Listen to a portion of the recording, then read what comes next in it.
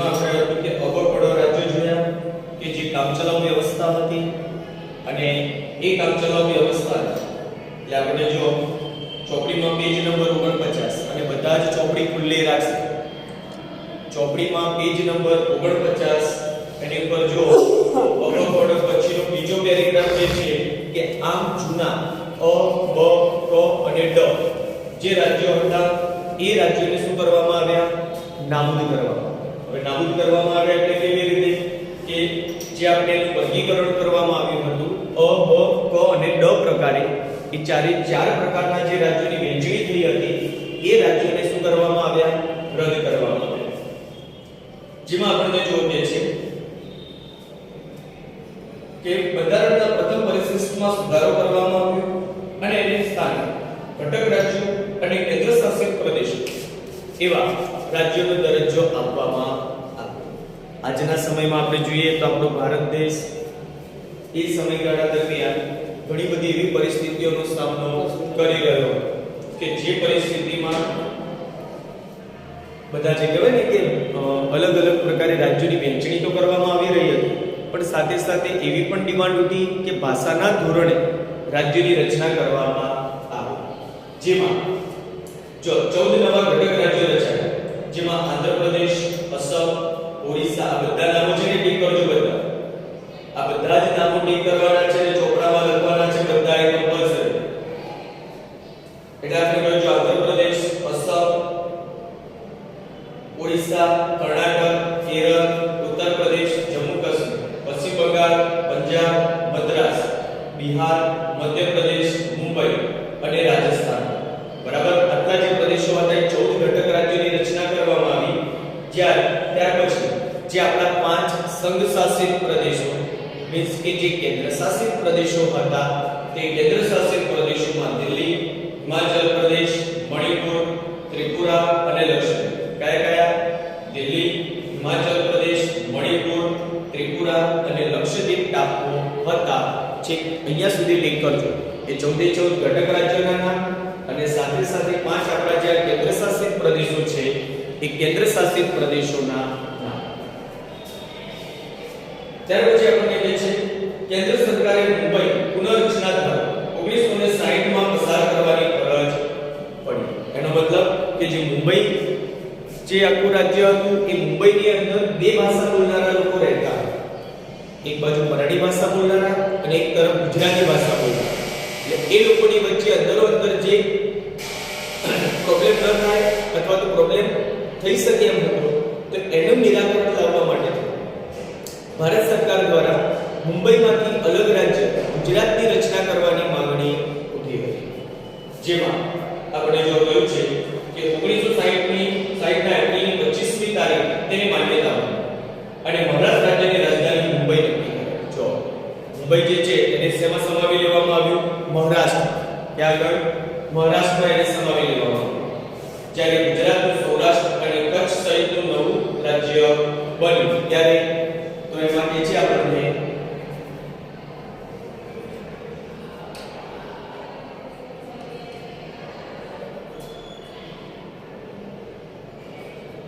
પહેલી મે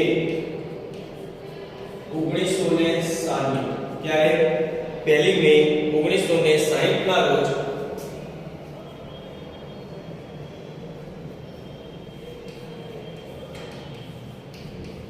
ગુજરાત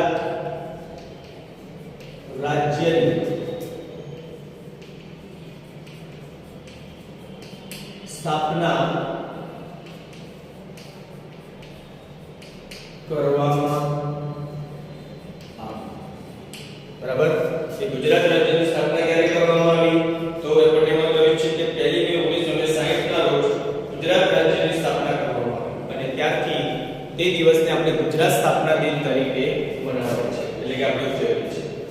એ ઉપરાંત જો આસામ, મેઘાલય, મણિપુર, ત્રિપુરા, અરુણાચલ, મિઝોરમ, નાગાલેન્ડ જેવા 7 રાજ્યો સાંભળી લેજો. ટૂંકમાં આપણે એમ ધ્યાનમાં રાખવાનું કે આપણા ભારતની અંદર જે આપણા પૂર્વના રાજ્યો છે બધા બરાબર એ પૂર્વના રાજ્યોની અંદર જે 7 રાજ્યોનો સમાવેશ કરવામાં આવ્યો.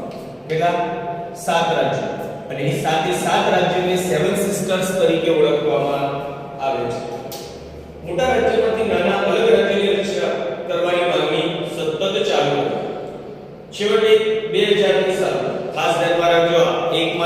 માટે અને પરીક્ષામાં વારંવાર પૂછાતો પ્રશ્ન છે એટલે એને આપણે ખાસ ધ્યાનમાં રાખજો.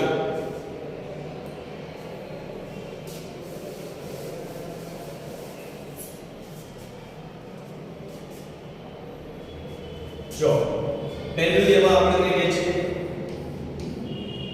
2000 ની સાલમાં બિહારમાં કયા રાજ્યમાંથી બિહારમાંથી ઝારખંડની રચના કરવામાં તેની રચના કરવામાં આવી ઝારખંડ બરાબર. અને એમાં ઝારખંડની જે રાજધાની છે કે તેની રાજધાની રાંચીને બનાવવામાં કયું એટલે ધ્યાનમાં રાખો બિહારમાંથી જે ઝારખંડની રચના થઈ તેની રાજધાની કઈ બની તો કે રાંચી. જ્યારે મધ્યપ્રદેશમાં છત્તીસગઢ કયું રાજ્ય છત્તીસગઢ છૂટું પાડવામાં અને એની રાજધાની જે છે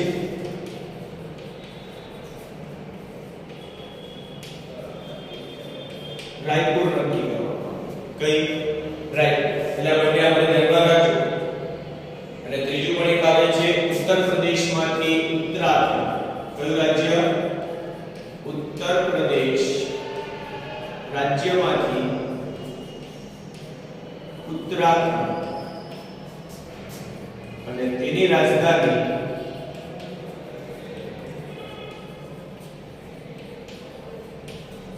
દહેરાદૂન કોને દહેરાદૂન. એટલે આપણે જો એ ધ્યાનમાં રાખવું કે 2000 ની સાલમાં ટૂંકમાં ભારતમાં બિહારમાંથી જો પહેલું રાજ્ય કયું છૂટું પડ્યું તો કે બિહારમાંથી ઝારખંડ છૂટું પડ્યું અને ઝારખંડની જે રાજધાની છે તે કઈ રાખવામાં આવી તો કે રાંચી.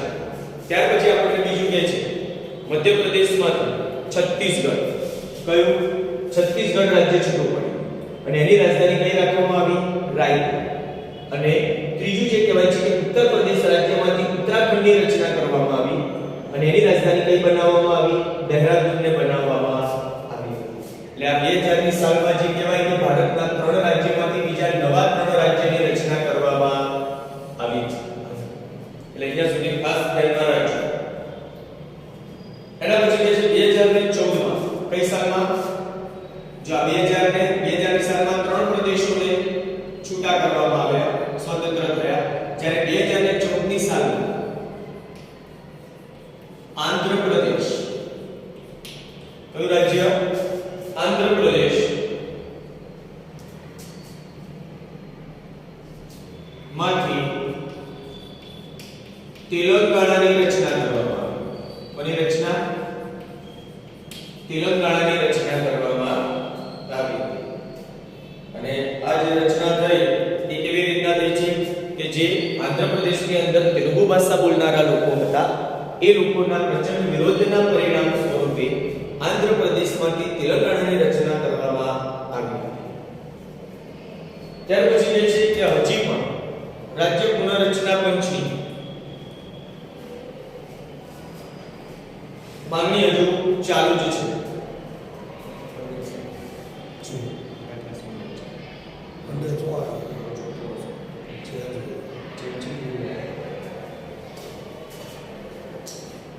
બરાબર. એટલે ધ્યાનમાં રાખજો કે જો એના પછી પણ રાજ્ય પુનર્રચનાની માંગણી જે છે ચાલુ રહી છે અને રાજ્ય પુનર્રચનાની માંગણી ચાલુ રહેવાના પરિણામે મહારાષ્ટ્ર રાજ્યમાંથી આજે વિદર્ભ જાતિના લોકો સાંભળી લેજો ખાસ મહારાષ્ટ્રમાંથી વિદર્ભ જાતિના લોકો પણ આજે અલગ રાજ્યની માંગણી કરી રહ્યા છે. હવે સમજો કે મહારાષ્ટ્ર એક આખું રાજ્ય છે. હવે એ રાજ્યની અંદરથી વિદર્ભ જાતિના લોકો શેની ડિમાન્ડ કરે છે કે એમાંથી અલગ પ્રકારે વિદર્ભ જાતિના લોકો માટે થઈને અલગ રાજ્યની રચના કરવામાં આવે. એના પછી હાલ કાશ્મીર હાલ ભારતીય સંઘમાં જો આ બધા પ્રદેશોના નામ આપ્યા છે. જો આપણને રાજ્યો જેવા આપણને જો પહેલું કે છે આંધ્રપ્રદેશ, અરુણાચલ પ્રદેશ, બિહાર, ગોવા, ગુજરાત, હિમાચલ પ્રદેશ, હરિયાણા, કર્ણાટક, કેરળ, જમ્મુ કાશ્મીર, મધ્યપ્રદેશ, મહારાષ્ટ્ર, મણિપુર, મેઘાલય, મિઝોરમ, નાગાલેન્ડ, રાજસ્થાન, ઓડિશા આ બધા નામો નીકળજો અને જેટલા બી બોર્ડ ઉપર લખ્યા છે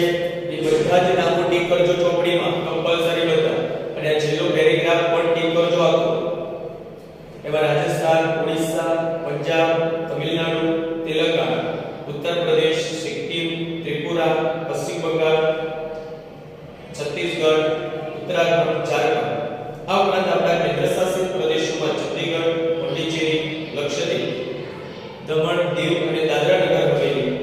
આ ભારતીય સંઘમાં જો 29 રાજ્યો અને દિલ્હીનું રાજ્ય એક રાષ્ટ્રીય રાજધાની વિસ્તાર અને 6 સંઘશાસિત વિસ્તારોનો સમાવેશ થાય છે. એના પછી આપણે જો કે છે પ્રદેશમાં.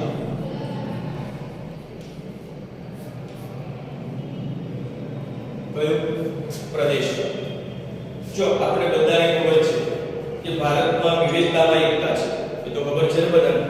કેમ કે આપણા ભારતની અંદર કહેવાય છે કે અલગ અલગ ભાષા, ધર્મ, જાતિ, લિંગ ધરાવતા લોકો રહે છે અને તેમ છતાં પણ બધાનામાં એકતાની જે કહેવાય અથવા તો ઐક્ય, બધા એક સાથે જીવન એક બધાની સાથે મદદરૂપ થવાનું જે વલણ છે, સહિષ્ણુતા જે છે એ આપણા લોહીની અંદર વળવાયેલું છે આજના સમયમાં. કારણ કે આજનો સમય એવો સમય છે કે વિશ્વના કોઈ પણ દેશની અંદર આપણે જોઈએ, ભારત જેવી આત્મીયતા જે કહેવાય વિશ્વના કોઈ પણ દેશોમાં આપણને જોવા મળતી નથી. જેવા જો વિવિધ ભાષા બોલનારા, વિવિધ ધર્મ, જાતિ, જ્ઞાતિ અને સંસ્કૃતિ ધરાવતા લોકો રહે છે. કારણ કે દરેકે જો અલગ અલગ રાજ્યમાં છે તો અલગ અલગ રાજ્યની સંસ્કૃતિ પણ કેવી હોય, અલગ અલગ જ હશે. અને બધાએ પોતાની ઓપોર્ચ્યુનિટી પ્રમાણે એ લોકો પોતાની લાઈફ જીવતા હોય છે. એમને કોઈ જ પ્રકારે એમના જે તેમના કલ્ચરમાં આવતી છે તે ઉત્સવો હોય, તહેવારો, એ આપણે બધું છે ને 19મા ચેપ્ટરમાં જોઈશું. ભારત લોક જીવન વાળું ચેપ્ટર છે એની અંદર. કે એમાં આપણે બધું જ બતાવ્યું છે કે દક્ષિણ ભારત હોય, ઉત્તર ભારત હોય, પૂર્વ ભારત કે પશ્ચિમ ભારત ના જે લોકો છે કેવા પ્રકારની લાઈફસ્ટાઈલ એમની જીવે છે. અને દેશમાં રહેલી વિવિધતાઓ ભાગ્યે જ આપણને બીજા કોઈ દેશમાં જોવા મળતી હશે. કોઈ ચોક્કસ ભૌગોલિક વિસ્તારમાં લાંબા સમયથી લોકો રહેતા હોય ત્યારે તેઓના પોતાનાપણાને ભાવનાત્મક લાગણી ઉદ્ભવે છે. એમાં ભાષા, ધર્મ, રીત રિવાજો, એમની જીવનશૈલી, ઐતિહાસિક પરંપરાઓ વગેરે એકબીજા સાથે મળતા આવતા હોવાથી એક જ વિસ્તારમાં રહેતા લોકોની આત્મીયતા, એકબીજા પ્રત્યેની લાગણી વધુ મજબૂત બને છે. અને સાંસ્કૃતિક વિકાસ એ કોઈ ચોક્કસ જાતિ કે પ્રજાના પ્રયત્નોનું પરિણામ નથી, પણ એ ત્યાંની પ્રજાના સામૂહિક પ્રયત્નો અને સિદ્ધિઓનું સંયુક્ત પરિણામ છે.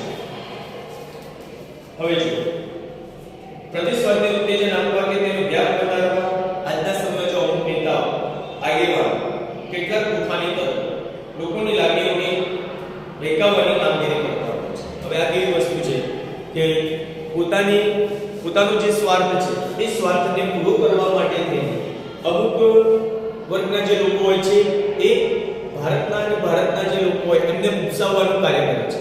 ઉશ્કેરણીજનક ભાષણો કરે, ટીકાદાર ભાષણો હોય, એના દ્વારા લોકો શું થાય, એની એ બાબતની સાથે સંમત થતા એવું બનતું હોય છે. અને આ લોકોની લાગણીઓને બહેકાવવાની કામગીરી કરતા હોય છે. આ પ્રદેશવાદી વૃત્તિને જગાડનાર અને તેને ઉત્તેજિત કરનાર તથા બહેકાવનારા પરિબળો દેશની રાષ્ટ્રીય એકતા માટે કેવા બને છે, નુકસાનકારક બને છે. એમાં જો વ્યક્તિનો વિકાસ સાધવા માટે મહત્વાકાંક્ષા હોય, સમજો કે વ્યક્તિને પોતાનો વિકાસ કરવા માટેની જે મહત્વાકાંક્ષા છે તે હોય, તે એક સારી બાબત છે.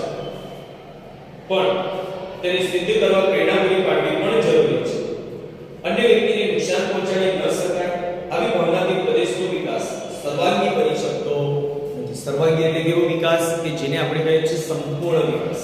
એવો વિકાસ સંપૂર્ણ વિકાસ કે એમાં આપણો જે વિકાસની જે પ્રક્રિયા છે, જે તે બાબતો છે એ ક્યારેય પણ સર્વાંગી બનતી નથી. વળી જો તે ઉગ્ર સ્વરૂપ ધારણ કરે તો અનિશ્ચિતતા ન કરે છે. પોતાના પ્રદેશ અને રાષ્ટ્રને નુકસાન પહોંચે તેવા કાર્યો ન કરવા જોઈએ. સમગ્ર દેશનું હિત હોવું જરૂરી છે. દેશમાં સ્વતંત્રતા પ્રાપ્ત થયા પછી સાંભળી લેજો, ખાસ આપણે કહેવાય છે કે દેશમાં સ્વતંત્રતા પ્રાપ્ત થયા બાદ પ્રદેશ કરતા રાષ્ટ્રનું સ્થાન મહત્વનું હોવું જોઈએ. હવે આપણે કહેવાય છે કે ભારતના કોઈ પણ ભાગમાં રહેતા હોય, કોઈ પણ રાજ્યમાં રહેતા હોય, બરાબર, પણ આપણે મૂળ તો બધા ભારતીય છે. કેવા છે? ભારતીય. એટલે આપણી જે એ લાગણી છે ભારતીય પ્રત્યેની તે સમાન હોવી જોઈએ.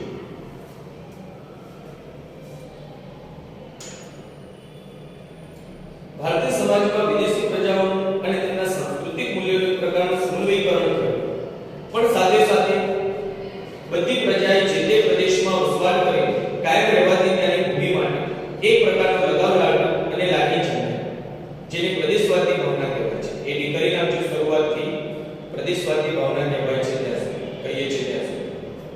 આવી લાગણી કે ભાવના થવી એ લાંબા ગાળાની પ્રક્રિયાનું પરિણામ એવી લાંબા ગાળાની પ્રક્રિયાનું પરિણામ. સમય જતાં પ્રદેશવાદની લાગણીમાં સંકુચિતતા પેદા થવા લાગી. શું થવા લાગી? સંકુચિતતા એટલે કે એકબીજાના વિચારો બીજાની સાથે મળતા ન હતા. એ પ્રમાણેની પરિસ્થિતિનું એમાં સર્જન થયું.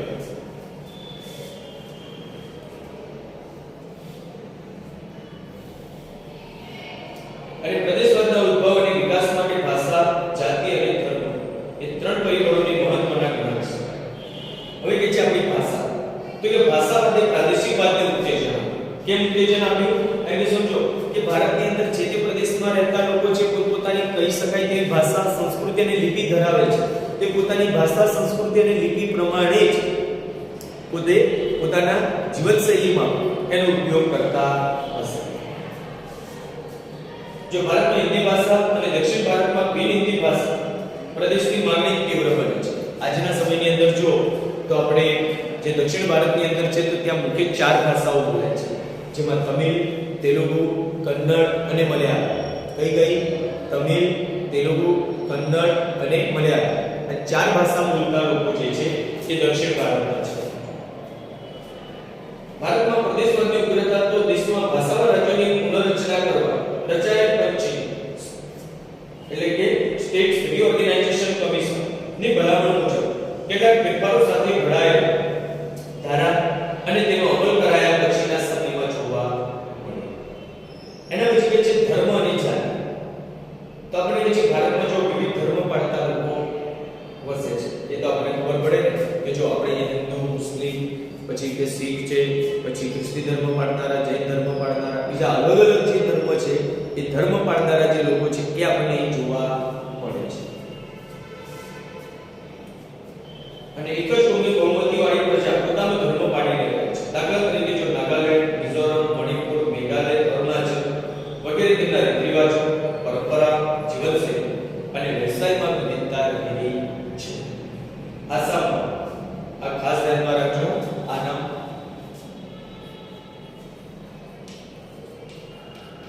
કે આસામમાં બોડો જાતિના લોકો, કઈ જાતિ? બોડો જાતિના લોકો અસમમાંથી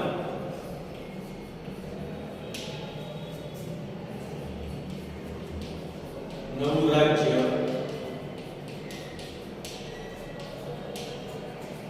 બોડોલેન્ડની માંગણી કરી રહ્યા છે. શેની માંગણી કરી રહ્યા છે? અસમમાંથી અલગ રાજ્ય બોડોલેન્ડની માંગણી કરી રહ્યા છે. અને એના માટેના ત્યાં સંગઠનો પણ કાર્યરત છે. જો એક સંગઠન છે એનડીએફબી, બરાબર, અને બીજું એક છે બીએનડીએફ. આ તો આપણી જાણ માટે છે બે સંગઠનોના નામ કે જે અસમની અંદર બોડો જાતિના જે લોકો છે હવે બોડોલેન્ડની માંગણી કરી રહ્યા છે એના માટેના બે સંગઠનો એનડીએફબી અને બીએનડીએફ કે national democratic front of Bodoland અને બોડોલેન્ડ લિબરેશન ટાઇગર ફોર્સ. આ જે બે સંગઠનો છે જે સક્રિય રીતે કામ કરી રહ્યા છે.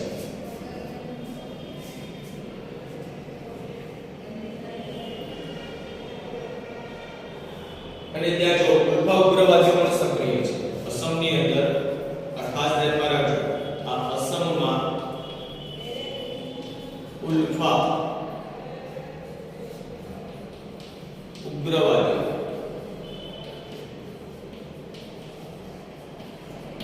સક્રિય છે આજે પણ, બરાબર.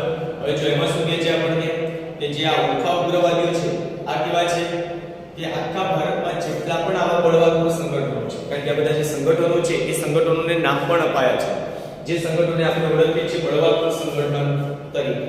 હવે એ જે બળવાખોર સંગઠનો છે એમાં બધા જ બળવાખોર સંગઠનોમાં સૌથી ખતરનાક સંગઠન તરીકે ઉલ્ફાની ગણના થાય છે, કારણ કે ઉલ્ફા એ સૌથી ખતરનાક બળવાખોર સંગઠનોમાંનું એક છે.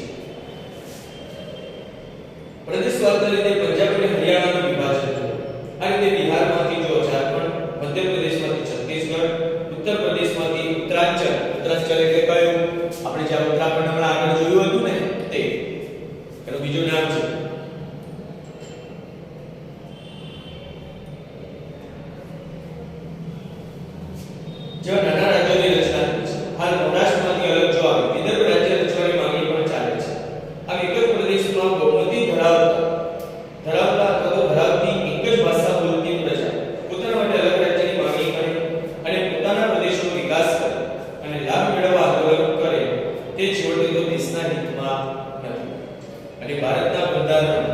ભારતની સાર્વભૌમ સમાજવાદી ધર્મનિરપેક્ષ લોકશાહી પ્રજાસત્તાક તરીકે જાહેર કરવામાં આવ્યો છે અને રાજ્યની પુનર્રચના વખતે પ્રાદેશિક ભાવના કરતા સમગ્ર દેશની રાષ્ટ્રીય એકતા ને વિચારીને નિર્ણય લેવા જોઈએ.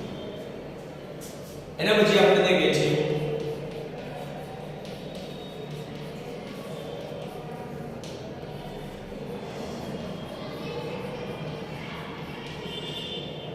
પ્રાદેશિક અસમાન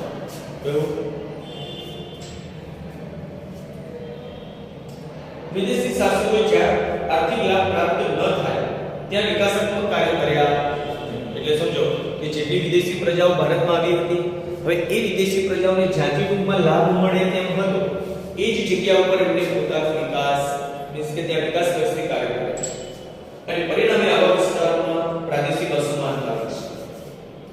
ભારત સ્વતંત્ર બન્યા પછી સામાજિક અને આર્થિક વિકાસ માટે આયોજન પંચની રચના કરવામાં આવી અને તેનો મુખ્ય હેતુ જુદા જુદા પ્રદેશો સમતોલ આર્થિક સહિત અન્ય ક્ષેત્રોમાં વિકાસ સાધવાનો અને પ્રદેશવાદના જો એમાં કે છે દબાણ રાજ્ય કારણોથી વિકાસ યોજના પોતાના પ્રદેશમાં લઈ જવાની ખેંચતાણ વિકાસ માટેના સ્ત્રોતો વગેરે અનેક પરિબળો તેમાં ભાગ ભજવતા રહ્યા.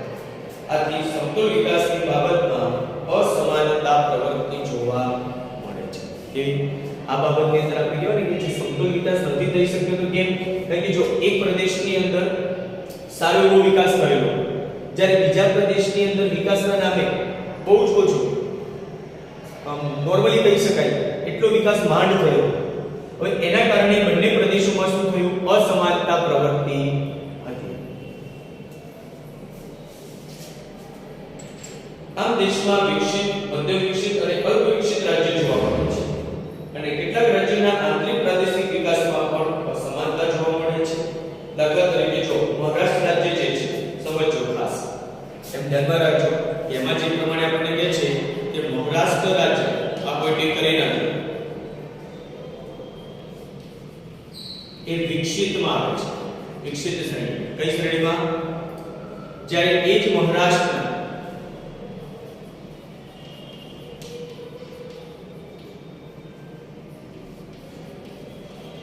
વિદર્ભ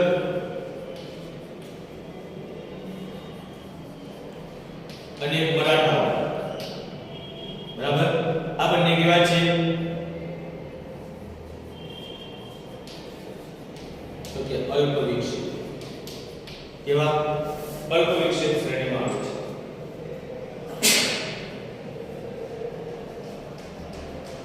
આંધ્રપ્રદેશ રાજ્યમાં રાયલસીમા સાંભળી લેજો. આંધ્રપ્રદેશમાં કયું કયું છે?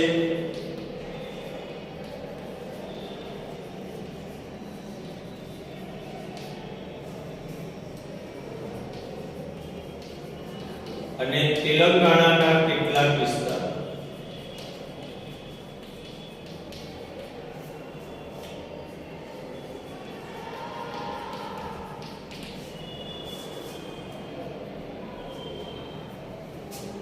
અને તેલંગાણાના જે કેટલાક વિસ્તારો છે તે વિસ્તારો કેવા છે? તો કે અલ્પ વિકસિત છે.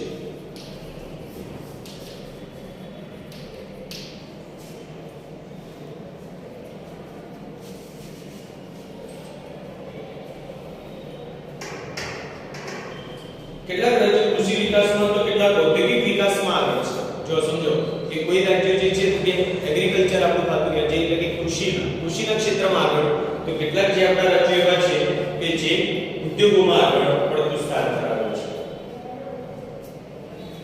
આમ રાજ્ય વચ્ચે સમાનતા માટે ઘણા કારણો જોવા મળે છે. તેમાંથી પ્રદેશવાદ જન્મે છે. શું જન્મે છે? પ્રદેશવાદ.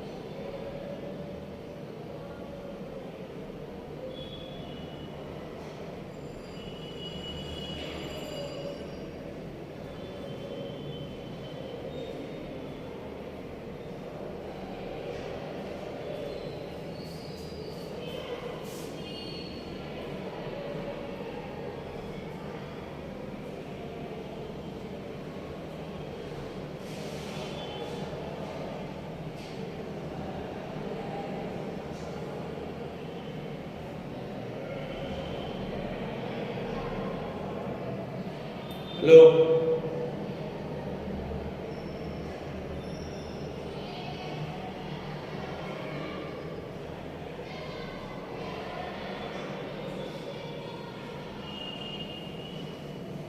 હેલો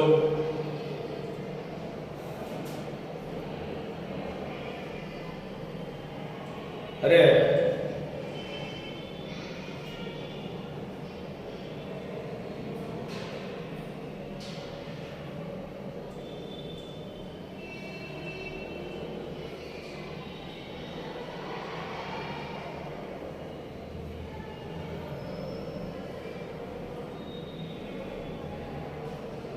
અરે બધાને અવાજ સંભળાય છે ભાઈ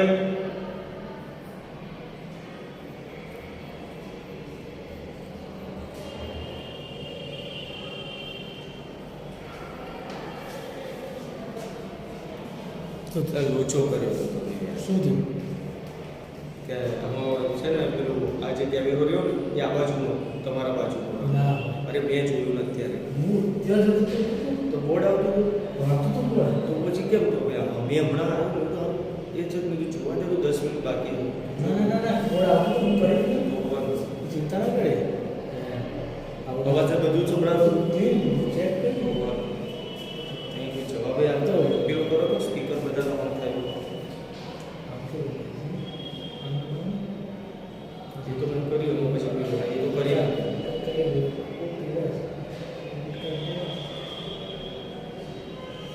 હવે જાતે જ તમે કહેશો 1 મિનિટ થઈ જશે કરી નાખશે.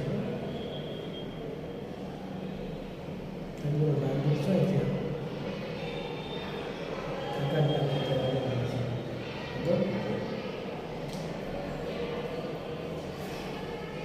ક્લિક કરી દેજો છોકરી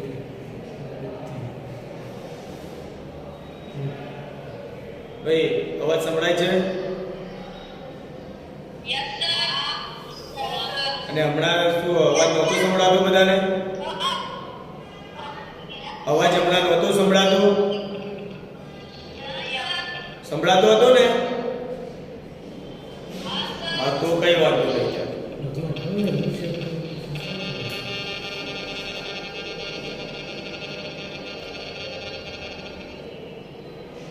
સારું તો કોઈ વાંધો નહીં ચાલો સારું ચલો આ છેલ્લું આપણે બાકી છે ને એ ખાલી પૂરું કરી નાખીએ છીએ બરાબર એટલે આપણા ટોપિક છે પૂરો થઈ જાય બરાબર 2-3 લાઈન છે જો આપણે કહે છે રાજ્ય વચ્ચેની સમાનતા માટે પણ ઘણા કારણો જવાબદાર છે અને તેમાંથી પ્રદેશવાદ જન્મે છે બે પડોશી રાજ્યો ભારતના જ પણ સરહદી જમીન સંબંધમાં વિવાદ ચાલી રહ્યા છે દાખલા તરીકે જો મહારાષ્ટ્ર રાજ્ય અને કર્ણાટક રાજ્ય છે જ્યારે પંજાબ અને હરિયાણા રાજ્યની સરહદ માટે જમીનના વિવાદ ચાલી રહ્યા છે અને કોઈ પણ પ્રદેશની ભૂમિ પર જો આપણે કહે છે જળની વહેંચણી ખનિજ જળ ઔદ્યોગિક કાચો માલ અને કૃષિ ક્ષેત્રની અનુકૂળતા પ્રમાણે લાભ પોતાને મળે તે સંકુચિત મનોવૃત્તિ કેટલીક જગ્યાએ જોવા મળે છે અને આ પ્રદેશવાદ કે પ્રાદેશિક સંકુચિત ભાવનાના નજીવાસ્વાદ કે મહત્વાકાંક્ષાને લીધે રાષ્ટ્રીય એકતાને નુકસાન પહોંચે છે આમ દેશ સ્વતંત્ર બન્યા પછી પ્રદેશ કરતા રાષ્ટ્રનું સ્થાન કેવું હોવું જોઈએ ઊંચું હોવું જોઈએ એટલે આપણે જે તે પ્રદેશમાં રહીએ છીએ એ પ્રદેશ કરતા આપણા રાષ્ટ્રનું સ્થાન કેવું હોવું જોઈએ ઊંચું હોવું જોઈએ અને તે બાબત સ્વીકારી રાષ્ટ્રીય ભાવનાનો વિકાસ વધારે રાષ્ટ્રની ગરિમા એનું સ્થાન ઊંચું રહે અને જળવાઈ રહે તેવા પ્રયત્નો કરવા જોઈએ અને હવે જો આપણે આવતા લેક્ચર મીન્સ કે શનિવારના લેક્ચરની અંદર આપણે આગળનો જે આ પાઠ છે પૂરો કરી નાખીશું અને પછી આગળ કોઈ પણ જે બીજો પાઠ આપણે ચાલુ કરવાનો થતો હશે તે ચેપ્ટર આપણે સ્ટાર્ટ કરીશું બરાબર હવે ચલો બધા લેફ્ટ થવા લાગો ચલો બધા લીવ થશે